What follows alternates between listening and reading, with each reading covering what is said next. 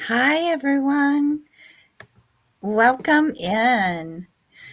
We are so happy to have you join us today as we discuss three key ingredients for business growth.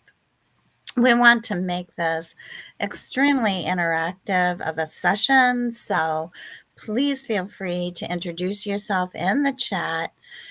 Tell us, what type of business you have that you're running these days. What are some of the things that you're looking forward to in 2024? And feel free to share your LinkedIn profile link so that we can continue to network well beyond this session today. Hi there.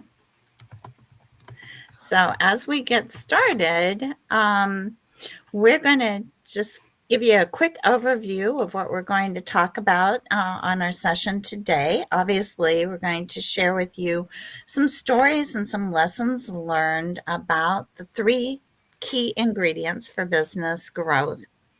But we also want to hear from you as to what your experience has been as well, because we can always learn from each other, right?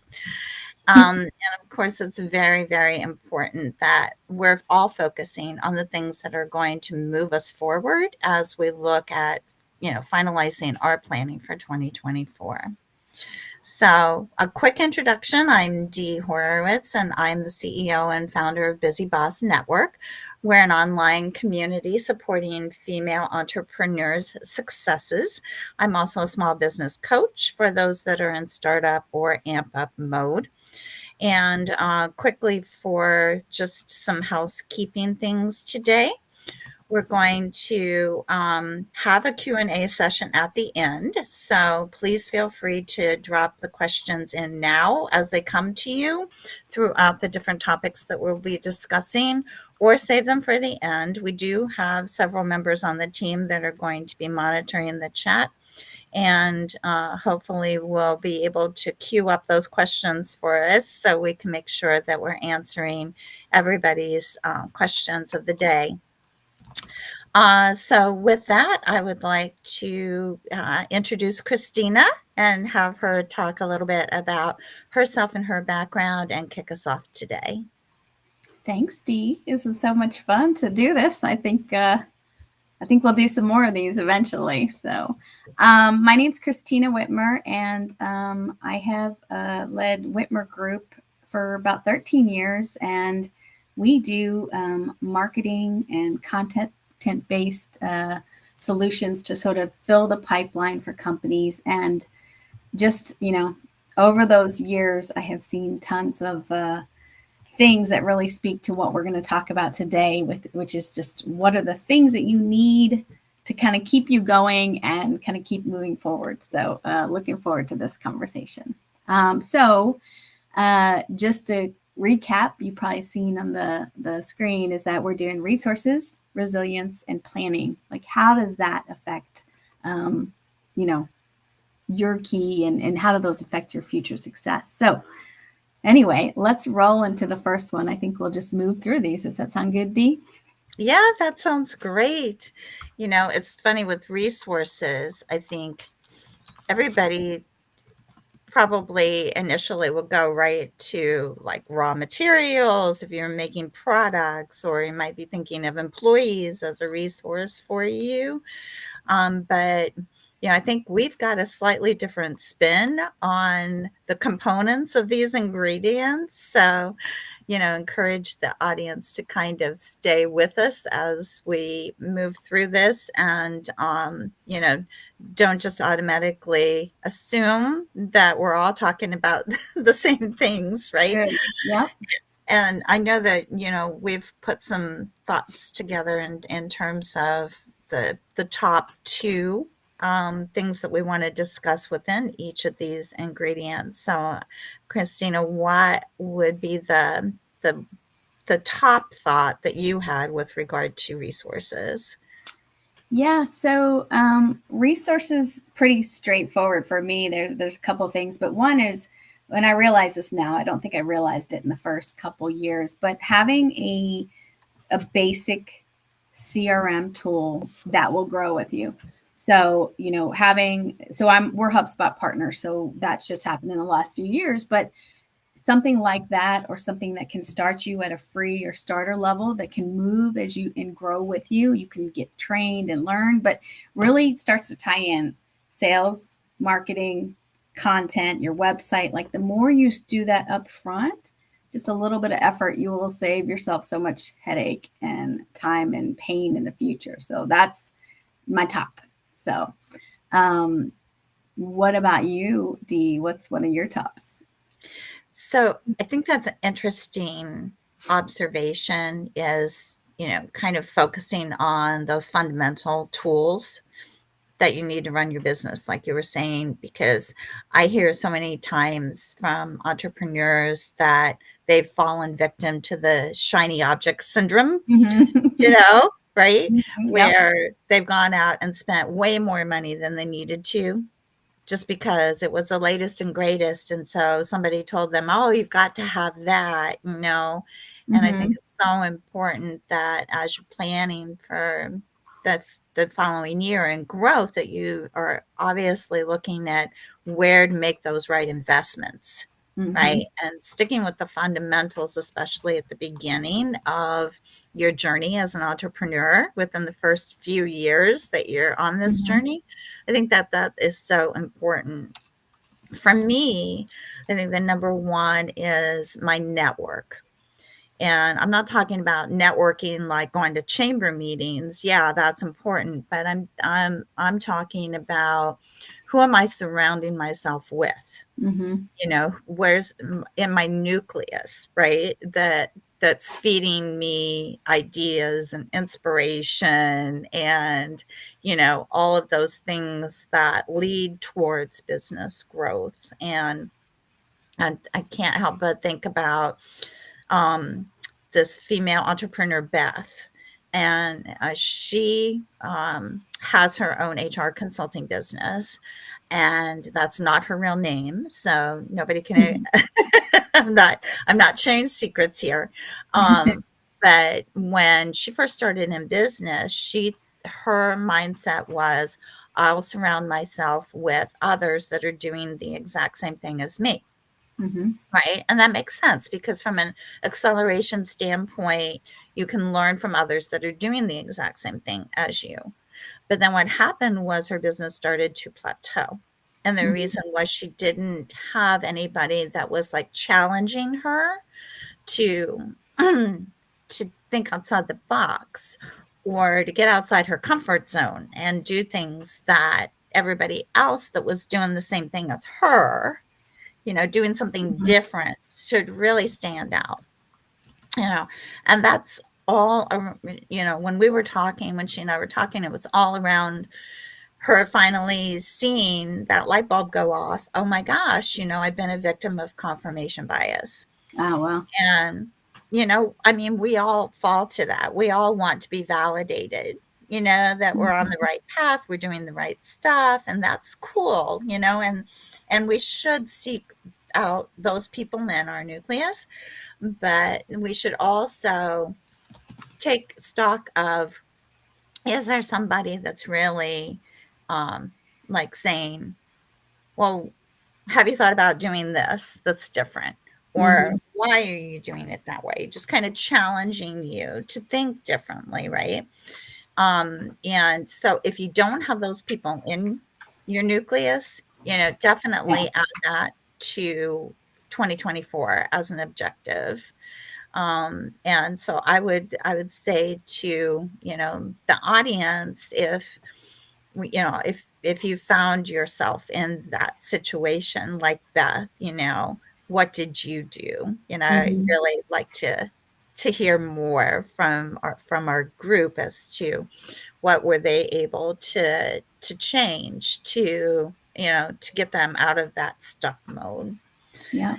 No, I And think as we evolve, I think we'll dive, I'd love to dive more into these specific challenges and get into 'em. That'd be good. So, yeah, for sure.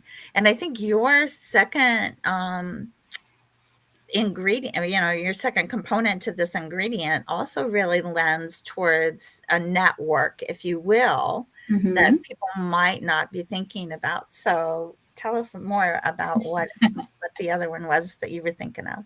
Sure thing, sure thing. So, yeah, so I don't know, this was always really second nature for me.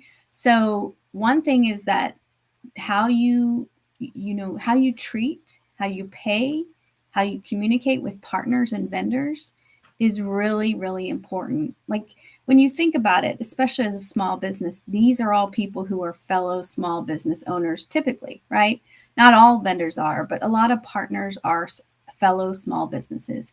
And those relationships, the respect you give them, the appreciation, the communication, the time to do their work, it's huge. I mean, it really will go a long way. And that's something I can definitely say over time, you will see the value of. I mean, it is you know, it's almost like a board. It's potentially a board. It's certainly mentoring. It's certainly support. I mean, there's just all these things. So I really choosing your vendor partners, giving people a chance to be human, and also just understanding, delivery times. Like I work with a lot of creative people, designers, web people. I mean, life is life, right? So sometimes, they may need an extra day or different things. Like just keep that communication and respect open to know that these are humans you're dealing with, not, vendors that are to be sort of checked off in a box and not, so there's just something about showing love and respect to those people, and you'll get it back. And it just really helps you grow. There are also referrals of future business. There's so Yeah. many things that becomes part of. So I'm pretty passionate about that. And I personally, I don't know if people talk about this a lot, but I actually love the idea that I pay people. Like I support a community of entrepreneurs. It's a big, I just take a lot of pride in that. So. Yeah, yeah. No, it is a big deal Mm-hmm. because small business is really the backbone to the economy in the Mm-hmm. United States, and Absolutely. being able to be part of that, right? But then Mm-hmm. also supporting that community Yeah. as well by Mm-hmm. giving to other small businesses. And Yeah. as you grow, they can grow with you. I think Mm-hmm. that is just awesome. And that's where I like to play too, Yeah. is in that space as Absolutely. well. It's a very Yeah. human and rewarding space, right? So, Yeah. so tell us your second one, right? What is that kind of piece that sort of drives you for resources? I think it's processes, Mm. you know, and um, the more I talk to people, entrepreneurs, it's a challenge to kind of sit down and document each of the steps that you take with Mhm. everything that you do on a daily basis. But I'm sure you've lived this where it's absolutely critical for it to be done in order for you to grow Mhm. as a leader of your business, right? Because you have to be able to explain to someone that's going to be helping you with those particular tasks how you want things done, or how you log into Facebook to post, or whatever it is. Having all of that documentation in place, right, is Mhm. so critical. And it's difficult Mhm. because it's laborious, and it's something that we don't really necessarily Yeah. want to think about. We just want to do and get it done, right? Mhm. That's because that's the entrepreneurial way.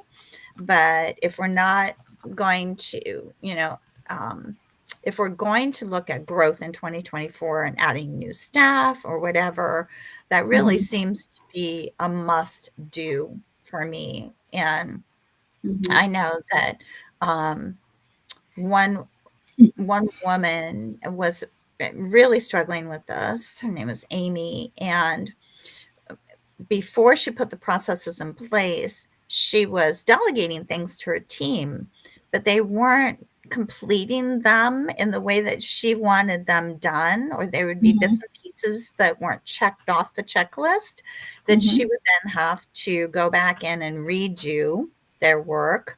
So the team was getting frustrated, she was getting frustrated, and she was doing double the work because, it wasn't successfully being delegated. Yeah. But once she went through this process and she actually sat down with someone who does process management to kind of help guide her, Mm-hmm. then she was, everybody was happier. The team was happier because they Yep. felt like they were really Yep. contributing. Mm-hmm. And she was able to take vacation for the first time, you know, Yeah. and Oh, and that's walk away huge. from it. And isn't that huge, right? Yeah. Yeah, it really No, is. and I will. Oh, I mean, it's so much harder to do that stuff. Like it's so like you think something's so simple, you don't need to document a process, and that is the best time to do it. Like when it is simple, because it'll grow with you. So Yes, yeah, yeah. And nice. that I think that process management professional can also, like, question you, like, Mm-hmm. "Okay, well, you're doing it this way, but is that really the best way?" Mm-hmm. Is Mm-hmm. it the most efficient way for Yep. you to move from point A to point B with this particular part of the process? So Mm-hmm. really, it does force you to kind of see, is there a different way of doing it that could be better, right? Mm-hmm. And more beneficial for the whole organization. So, Yep. 100%. So thank you. That no, the fact that time is so precious. So Amy takes vacation. That I get. That's like the exclamation mark to that point. So let's transition to the next piece, and let's talk about resilience. So we both talked a little bit about this, and we thought about these experiences or experiences we've shared or people have shared with us about what's made us stronger, what practices have we put into our lives to ensure resilience. So Dee, why don't you start with this first one and share something of your perspective here? yeah, I think the one thing that comes top of mind to me, and that's probably because my background is in sales, is ABC, always be closing, right? Mhm. And I think it's so difficult as a solopreneur, especially, and when you're in a service business and you sell your services to someone, then you also have to deliver it because you're the everything, right? Mhm. And then, so how do you balance that with also continuing to market, talk to potential new customers or clients, right? Mhm. And the thing I hear a lot from entrepreneurs is, well, why would I schedule time to talk with a potential client if I don't have any time to take anybody else on right now? You know? Okay. And so it's Yep. like that catch-22 is out there. Yes. And so, the thing that I relate is this one story about Kathy, who is the owner of a virtual assistant company. Mhm. And she, within her first 6 months, she was just killing it. She had developed relationships with 3 key clients. They Mhm. were bringing in the revenue that she had wanted to be doing on a monthly basis. They were all in different industries, so she felt like, "Okay, I'm kind of protected if something happens to one industry, Right. I'm still working with clients in different industries, so that's cool." And this one of the 3 really became like her largest client in terms of revenue that was being brought in and the amount of time that she was spending with that client. Mhm. Then she got a phone call one day a couple of months ago that that client was growing so fast that they were actually going to bring those outsourced capabilities internally, Yep. right? Yep. And that would result in them, canceling their services Mhm. with Kathy. Mhm. And so that's her major revenue stream right there. The Mhm. following week, she gets an email from um, her second of her 3 clients that says, "My business is not going well right now. I can't Mhm. afford to keep using you. Mhm. I have to reevaluate if I'm going to stay in business, what I'm going to do." So Sleepless nights, right? That's like sleepless nights right there. yes, yes, panic mode sets Mhm. in, right? Sense of urgency because now she's got to recreate that revenue stream Mhm. with new clients, and she had not been continuing her marketing. So, we really had to work to develop a strategy about who else had she connected with over the Mm-hmm. past 6 months that she could potentially reach out to really quickly to see if they were at the point where they needed some service and assistance.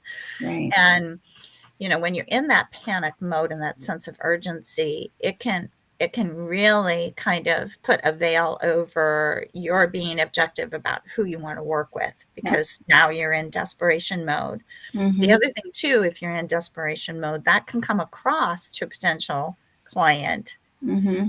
as a negative. Yep. Mm-hmm. So there's lots of risks that can happen when you're not in that mode. So, the lesson learned here, I think, is yes, continue to market. Coca-Cola still does, Mm-hmm. right? Mm-hmm. Um, and continue to have those conversations and be honest with them if they are looking for support that you cannot do at that moment, Mm-hmm. you know, but learn about who they are, what their needs are, try to Yep. refer them to someone else that might be able to work with them right away, but, Mm-hmm. keep that relationship nurturing so that, when a situation like that arises, you've got a quicker timeline to pivot. Right. Absolutely. I think that's a good future topic for us is the pipeline, right? Like how do you ensure it and how do you look at it? I think that'd be nice. Yeah. Yeah. Note to self, Yes. right? So, what about you in terms of your second tip for resiliency?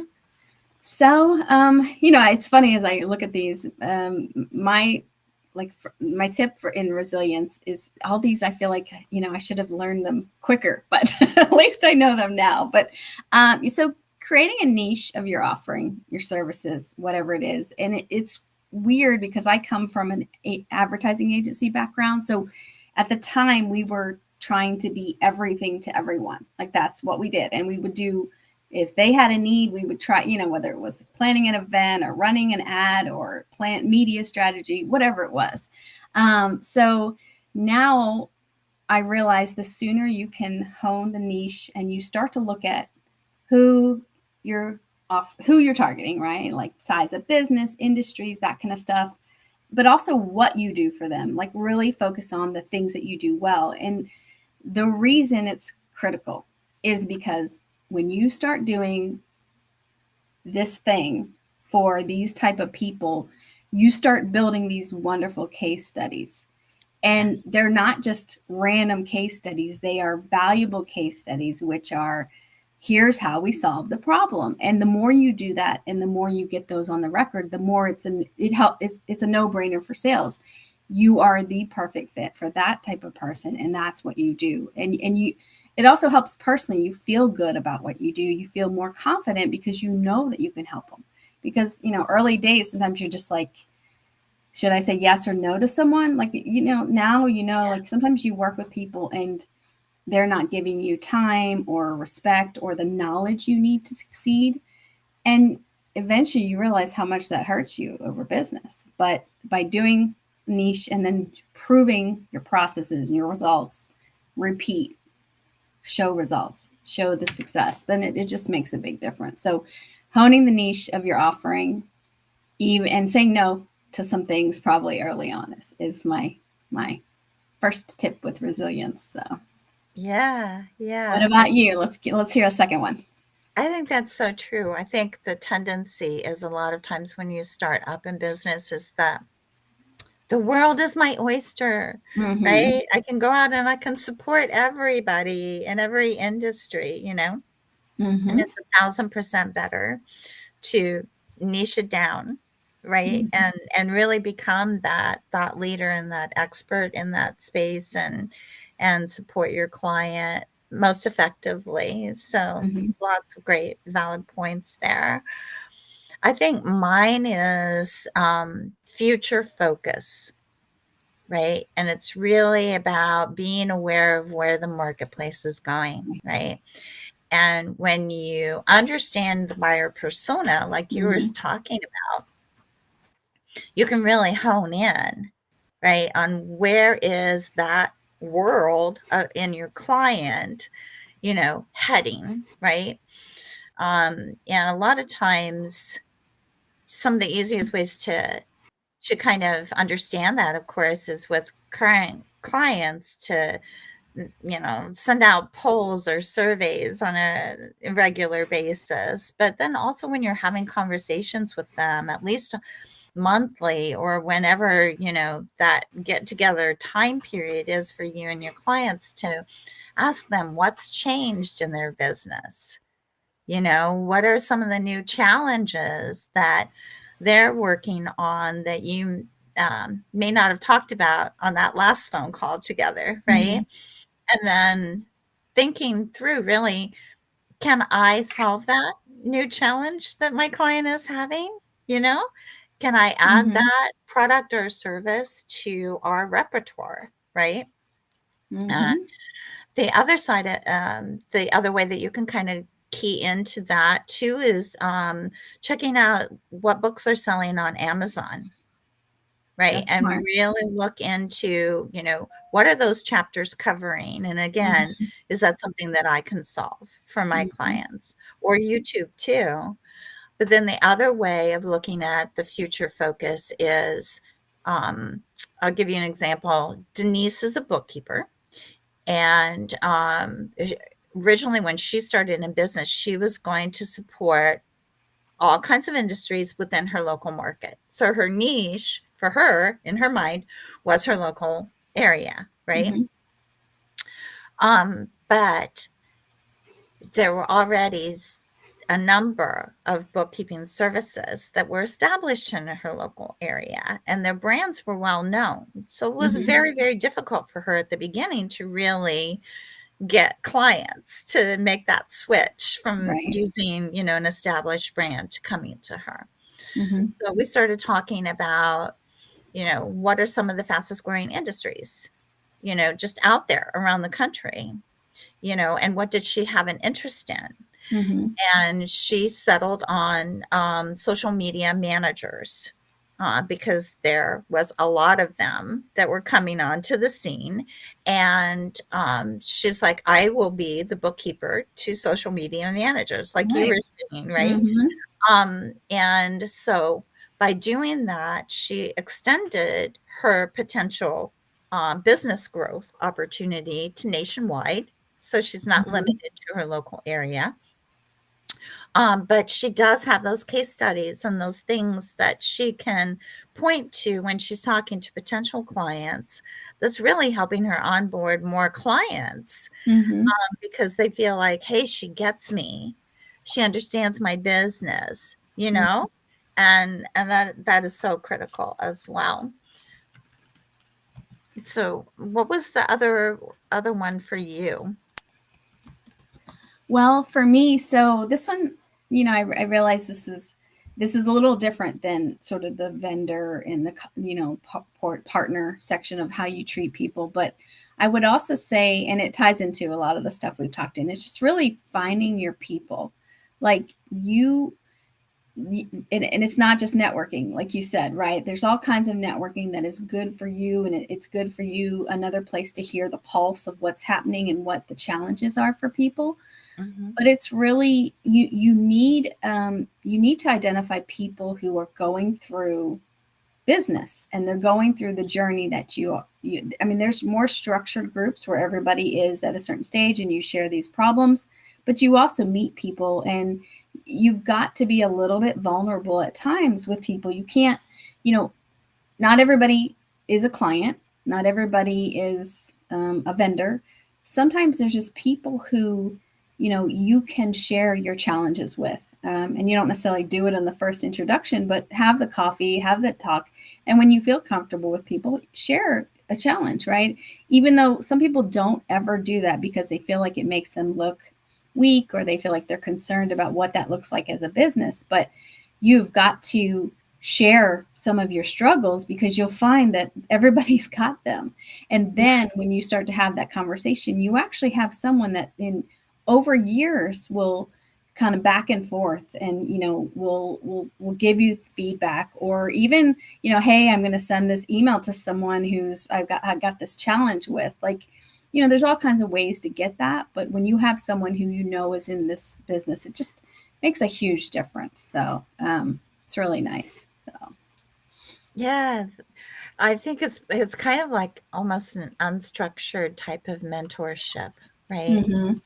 Where, but it's going in both directions. So you're not really looking at a mentor, mentee type of thing, right? But you're able to have that vulnerability, like you said, with others, and you need that because when you're forward out facing to potential clients, that's when you want to look your strongest. But on the inside, you might be struggling with something that you do need somebody else to talk to about that. Yep. That's so true.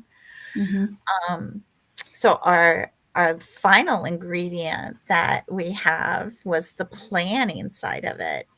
And don't ask me why this gets me so excited, but I love planning. I love the visualization of it. I love saying, "Oh my gosh, these are my big hairy goals, for the new year, and how am I going to accomplish those?" I guess that's why we have a good future, because I'm gonna need some help with that. That's so funny. But I think that that you've got some interesting things about planning that obviously we're all in the throes of it right now for 2024. But what was your top suggestion for leveraging planning for future growth? Okay, so this one once again is something it took me a little while to figure out, is time blocking. So really, you cannot succeed, in my opinion, unless you turn off the email and you put down your phone and you turn off Slack and you focus on things that you need to accomplish. So I do that with time blocking. And so as I look at a block of a week or on my calendar, I block time for things that need to be done. And I permanently block them without knowing what that thing is, from week to week. But as I look a week ahead, I put, a project. It could be, I need to do the end of year email, and I want it to be something that really is heartfelt, talks about our journey and our struggles, but where we're going next year. And I just need 20 minutes. I mean, all you need is 20 minutes, 30 minutes to do this stuff. But if you have email open, if you have the other stuff open, it's just not going to happen. And then you end up doing it at 9:00 at night. And it's just a different mentality. Whereas I want to put that stuff first. So time blocking, understanding administrative, right? Like invoicing, paying bills, client work, sales work, all these things that we have to do as entrepreneurs. We are wearing many, many hats. Well, let's put these hats on a calendar in different colors and let's just block it out, because I don't want to work at 6:00 on a Friday if I don't have to. Like, this is, why else am I doing this except to have, the life and the balance that I'm looking for. So, So what about you? Tell me one for you for planning. Yeah, I know it's your favorite topic, so try to keep it under control. So. I think that's a good point, the time blocking. I actually just started doing it probably about 4 or 5 months ago. And it has been such a productivity improvement that, it was unbelievable to me what a difference that it could make. I have my to-do list and I love checking off my to-do list, right? But it doesn't have the same impact as putting it on the calendar. So I totally support where you're going with that. And I think that my tip, is definitely focusing on the business and not just in the business. And to your point, making sure that all of those different pillars of business management are being addressed over the course of the week or the month, right?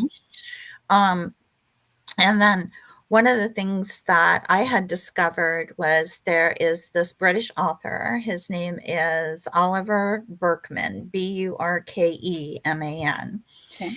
and he's written books on time management and all that sort of thing. He developed a plan called the 333 plan.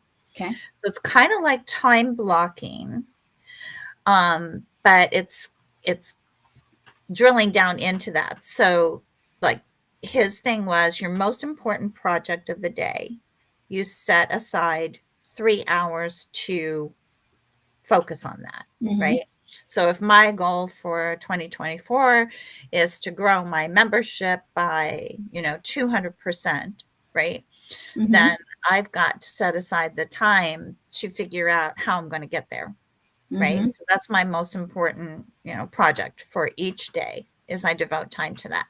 Then you follow it by 3 shorter tasks that you can knock off your to-do list quickly.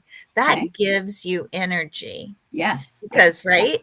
That's motivating. Oh, I got all these things done. Yeah, now I've Quick got more wins, right? energy. Yeah. Right? Then you go into the maintenance stuff and you focus on those 3 areas of maintenance activities. So those might be follow-ups, whether it's a follow-up phone call or a follow-up email, or it could be social media posts, whatever those regular things that you do, to maintain, right, the business. You work on those. And then I think between what Oliver's talking about and what you're talking about, putting those together, it's a pretty powerful planning tool for the future. I like it. I'm gonna try it. I will try it and let you know. Please do, yeah. And if anybody else in the group has anything that they use that that they find has worked well for them, throw it into the chat and let us know about it. Yeah, we'll check it out for sure. So what would be your final thing for planning? So my final thing for planning is sort of a two-parter. So financial metrics broadly, just understanding that. And I'll add that if it's not your strength, you need to find that as an outsourced resource as soon as possible. So metrics with, there are all these tools and all these ways that you can look at, obviously revenue, income, expenses, but how do you know when you can hire somebody? How do you know if you need an administrative person or a client-facing person or something else? Like, these are huge questions, and it's really easy to either get ahead of yourself or not invest properly. And so you were talking about the person who had, lost the account and then they had to scramble. Like, that sales to service cycle is exhausting, and it does create this sort of not only energy drain, which is a big challenge for entrepreneurs, but also this kind of sense like, clients they can smell desperation. It's not attractive at all, right? In any world, right? So, you want to have the confidence to say, this is a service. I hope it works for you. I think it will help you. But if it's not, let's okay. I mean, just move on, not sort of this, crazy desperation feel, but the metrics, whatever it is, simple Excel to whatever other processes you use, really have a basic understanding of where the money's going, where it's coming from, and then just really related to time blocking as you start to evaluate your time regularly. When I look at last week or last 3 weeks, did I do sales, client work, administrative? What else was I doing? What can be outsourced? What can be automated? This all ties into financial metrics of what do you need as you grow. So yeah, that's really true. So I'm big on data, and I think that using data to guide the decisions is where it's at for every business, right? And small business is very much a part of that, whether it's financial data or data on your website traffic or data on your social media posts or whatever data you can get your hands on and interpret it and let it tell you the story, right? And use it, because there's too much, right? There's so much data. Like, find what helps you, right? Real purposeful. Yes. Yeah. And, I am not the financial whiz at all. That's my husband's territory. So, thankfully I have him, Yeah. to kind of guide me along the way. But if I didn't, I think to your point, picking up a class, Mm-hmm. the SBA offers so many free classes, right? Mm-hmm. On, just the basics to QuickBooks or, Mm-hmm. whatever it is, not so much that maybe you don't want to do that work. Maybe you want to hire a bookkeeper to do that work, Mm-hmm. but to be able to talk intelligently and understand that data is Mm-hmm. so critical for the entrepreneur to do that, right? Mm-hmm. Mm-hmm. And So yeah, what so about you for your fourth item here for planning? so for me, I've been trying to figure out for my own business how to Mm-hmm. incorporate the Pareto principle.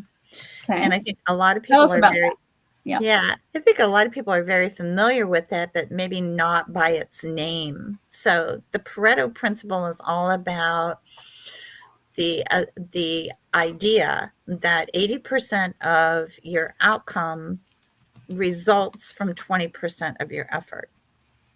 So, we're always all the time talking about working smarter, not harder kind Mm-hmm. of thing. So, in the Pareto principle, it's all about figuring out the superpowers within your business, those levers that you can push and pull that truly drive the growth, Mm-hmm. and then focusing in on what those levers are and bringing all of your skills to bear towards that, Mm-hmm. right? So, but because your focus is so significant that it's only taking up 20% of your Mm-hmm. energy, right? Yep. Yep. You're still going to be able to work on all of the other aspects of the business, but that's going to move the needle along a lot faster for you as the business leader and for your team. Do you So recall, it's was it for the identification portion? Like, were there a lot of like specific steps to how to identify what that 20% is? Or was it like, I assume there's a whole process for identifying like what's the key, of all the things you do, what are the key factors? Yeah, and I think it really does depend on the organization itself, what you do, whether you're product or service focused, and Mm-hmm. then, all of those factors go into it, how mature Okay. you are as an organization Mhm. versus, if you're just in the startup mode, goes Gotcha. into it as well. We could probably dig deeper into that in a Mm-hmm. in a session, upcoming session, because Okay. that's yeah, let's definitely add that to the list. Awesome. I Um, like it. So, well, we wow, have two questions. So when we can, we'll knock those out next. But anything else yeah. on the Pareto principle, do you think? I would like to see if anybody's using any of, what we discussed from a planning Mm-hmm. purposes. If you are, please put it into the chat now and let's kind of learn from each other as well, because, Mm-hmm. we have our own experience, Yeah, but I'm certainly open to learning from others along the always, way. right? 100%. So, Yeah. And I yeah, can't believe how fast the time has flown. I It's know, right? 11:45 already. My We goodness. knew we liked to talk, right? We got a lot to talk about. So, But maybe we should go ahead and get to the yeah. Q&A so that Let's do it. So I yeah. just popped one up there. So Okay. Lori asks, how do you balance time management for business and personal life? It's a challenge for it's a lot of people. This is not going to be a foreign question. So what about you? I mean, Dee, what's your take on that? Any tricks for you? I definitely put hard stops to my day Mm-hmm. and I walk Mm-hmm. away, you Mm-hmm. know. Working from home, but I'm in a dedicated office. Mm-hmm. So I can, walk out and close the door behind me Mm-hmm. and try really, really hard not to think about it afterward. Mm-hmm. And And so, I just try to shut that mind down. I know sometimes I'll wake up at 2 a.m. and I've got a pad next to the side of my, on my nightstand that I can reach out and grab and write a note, Oh, that's nice. Yeah. rather than lighting up the entire room with my iPhone and waking my So husband. annoying. But I can jot something down if it comes to me. But, really trying to then put the focus on family, Mm-hmm. at the end Mm-hmm. of the day, whether that's a 5:30 stop, a 6 o'clock Yep. stop, whatever it is, right? Mm-hmm. And making that my next priority, Mm-hmm. Mm-hmm. Yep. so that helps 100%. to keep the personal life there, Mm-hmm. and because otherwise I could probably do this all day and all night long. Right. Now, yeah, when you have a passion and you're enjoying it, I totally get it. And I'm with you. It's you just have to make the choice that and remind yourself, with some things. And even I started putting my phone away from the bed, right, when it's charging. So it's like not the first thing I see just to kind of change my just tiny little changes of my priority. So Mm-hmm. okay, so we have one more question from Scrib Creative. So it's a little bit about AI. We've been talking about AI and where we might go with that conversation down the road. But do you use AI to seek out data? Anything that you use that to streamline things with technology? So I guess broadly AI for learning and data. Any takes there, or I could take a first pass if you don't have a off the cuff answer. So I think from AI perspective, where I've dabbled the most is with Chat GPT, Mm-hmm. right? And Same. that's more from a content development standpoint and Mm-hmm. thinking of ideas for either my newsletters or my social posts and things of that nature. Mm-hmm. And that has really helped to streamline my productivity Mm-hmm. from that perspective, because it just gets me to think of additional things that I haven't been able to come up with on my own, Yep. right? Mm-hmm. Um, from a data perspective, I've used it for research on certain things to Mm-hmm. find data Mm-hmm. in that regard. But, there's so many new AI tools that are popping up every day that it's Mm-hmm. kind of hard to keep up with or know which ones to turn to. What about Yeah. you? Same. I like Chat GPT, and I've mostly used it to spur sort of these ideas, help with focus, like try to get a sense of, you know, what is important to these type of people. So to guide my own conversations, kind of like you were talking about with looking on, Amazon and different places. The one thing that is interesting as I look at, the question from Scrib is that I don't know, and I already know for a fact that AI is not always true, right? Like if you've seen the Yes. stuff about math, you ask it a question, it's wrong, you ask it again, it just gets more and more wrong because it's trying to give you what you want. So it's really interesting because so the same is true. Like if I ask, what does a CEO in the telecom industry care about when it comes to marketing or sales enablement or whatever it might be, it Yeah. is actually good. It helps me start my conversation and my learning process. It can help me with outlines and emails and things like that. But there is a question of what does it really know, and so it definitely has to be validated in that way. So for sure. Yes. Yeah. You can't take it at face value is what I've Mm-hmm. learned. And to Mm-hmm. really be able to do your own research beyond Chat GPT. Mm-hmm. Yeah. Mm-hmm. For sure.